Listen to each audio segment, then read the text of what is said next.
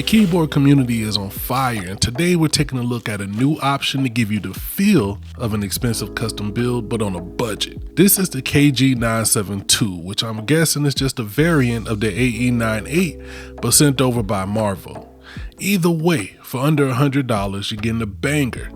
Out of the box you get the keyboard, dual switch and keycap puller, some extra switches and keycaps, and a coiled cable that matches the colorway.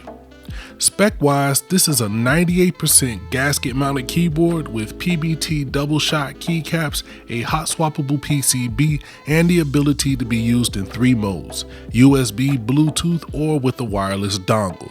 The one I have came with the Tiffany colorway, and I'm sorry I don't have a desk mat that perfectly goes with it, but I can see the cozy gaming community putting together some nice aesthetic setups with this at the center. On the keyboard itself, I like the font used, but I wish the secondary characters were either smaller or on the front of the keycap to keep the top clean and minimalistic. I think if you were going for a similar look and didn't want to buy a separate keyboard and keycap kit, this is a one-stop shop.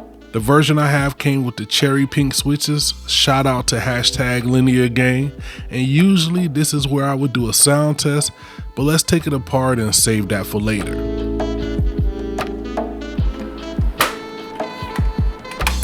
Now Marvel is really adamant on making sure you know that this is a gasket mount design. You can see the silicone gasket between the plate and the PCB, and even the case foam under the PCB on top of the bottom case. This is significant in the sense that out of the box, with no tuning on my own, I was amazed by just how good it sounded and felt while typing. It's solid while providing just enough flex to keep the typing crisp with a pretty nice sound while typing. It's not thocky anyway, but there's almost no ping or rattle compared to most of the out-of-the-box budget keyboards. The stabilizers are rock solid, and that spacebar sounds better than ones I've spent hours tuning myself. Let's just take a listen to the sound test.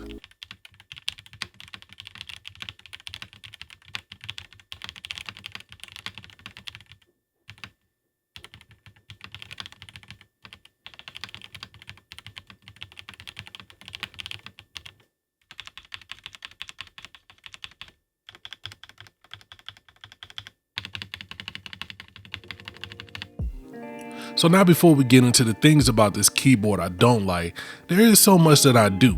The weight and build quality is top notch, giving it the feel of a much more expensive custom kit.